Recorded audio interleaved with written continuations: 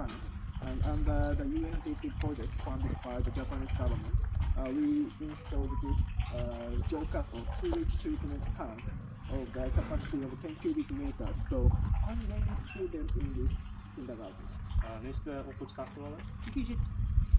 About 270. Okay, so about 270 students in this kindergarten.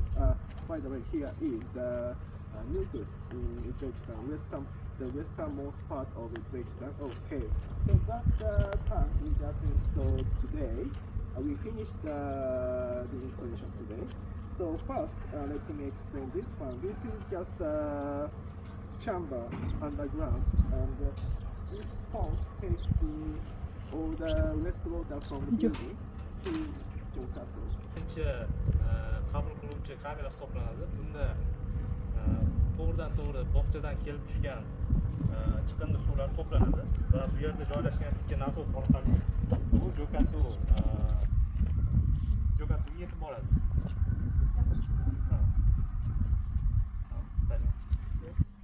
The wastewater from the building goes through this small chamber, okay, and finally to this Jokaso, BAE10, the type of Jokaso, STP, okay. So there are three chambers. This is the first one, second one, and the last one, third one, okay. So basically there are two parts. I think the phone cannot catch my voice. Sal yaqinroq olasizmi? Ovozni eshitmay qolishi mumkin. So basically there are two treatments, and one is anaerobic treatment and the other one is aerobic treatment. This means the first, the anaerobic one does not need oxygen, while aerobic one needs oxygen. Okay, so inside there are a lot of almost 1,000 species of bacteria, and the bacteria break down the waste.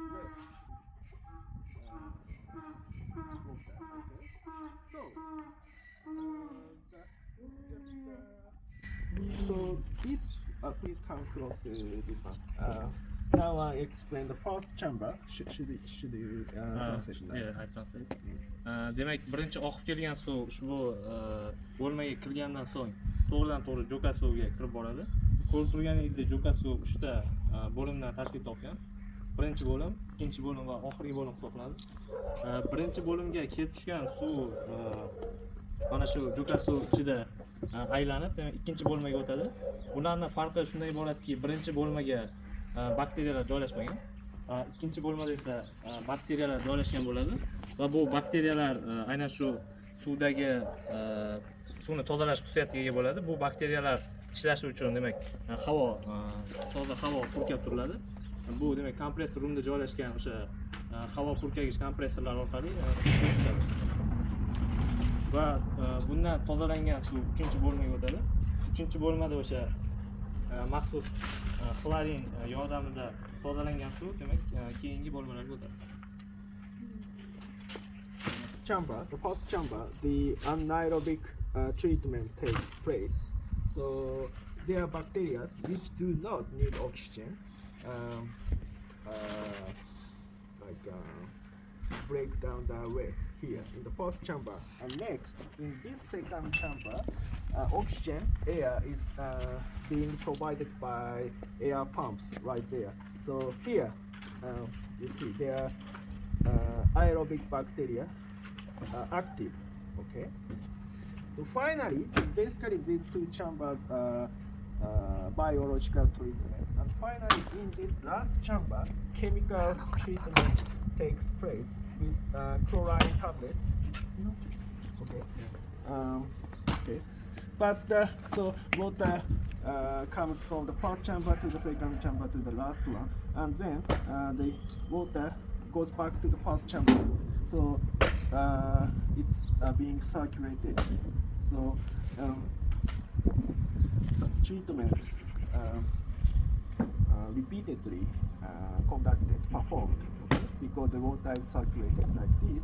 And finally, the water goes to treated water goes to this chamber, and then finally discharged in that underground treated water storage chamber.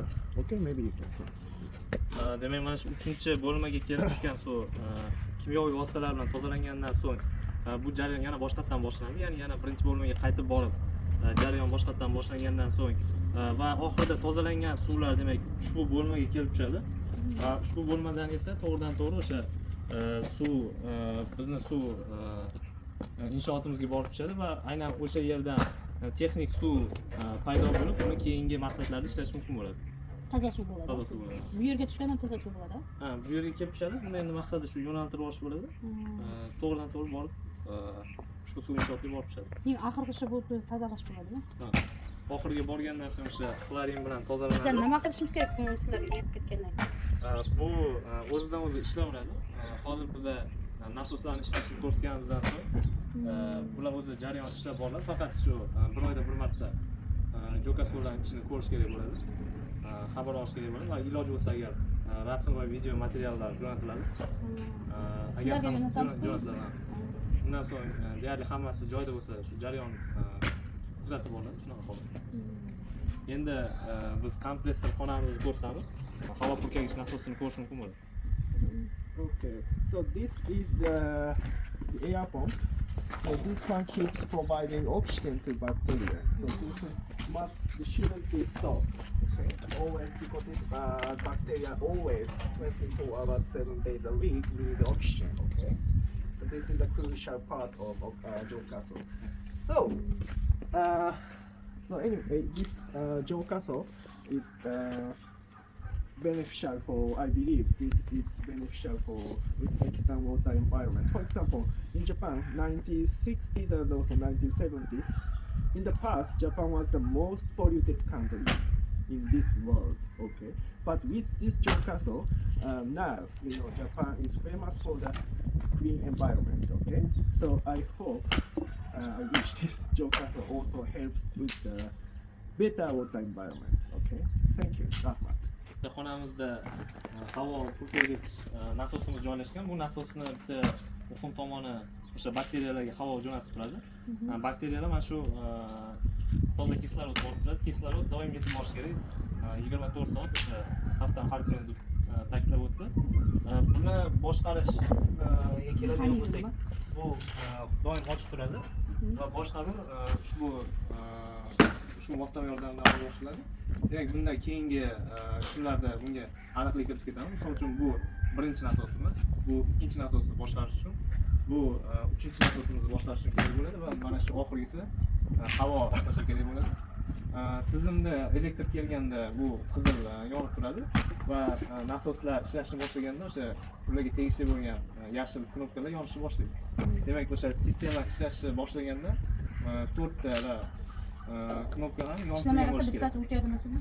Ishlamay qolsa qizil ham o'chib qoladi ko'pincha. Agar qanaqadir sistemadan svet kelmasligi bo'lib qolishi mumkin. Nasoslar, demak, nasoslar ochiladi. Chap tomonga ochilganda nasosni sozlash mumkin va o'ng tomonga ochiladigan qilib sozlash mumkin. Bularning farqi nimada bo'ladi? Agar o'ng tomonga ochiladigan bo'lsa, bizda buning ichida shunaqa taymer o'rnatilgan. Misol uchun 19 daqiqa nasos ishlamaydi. 1 daqiqa ishlaydi. 1 daqiqa ishlaganda o'sha kerakli miqdordagi suvni joka suvga yetkazib beradi. Shuning uchun shunaqa moslangan. Chap tomonga buraganimizda esa bu ko'proq o'sha ruchnoy ishlaydi. Ya'ni istalgancha o'sha istalgan vaqtda nasosni ishlatish uchun ko'proq chap tomonga olish kerak bo'ladi.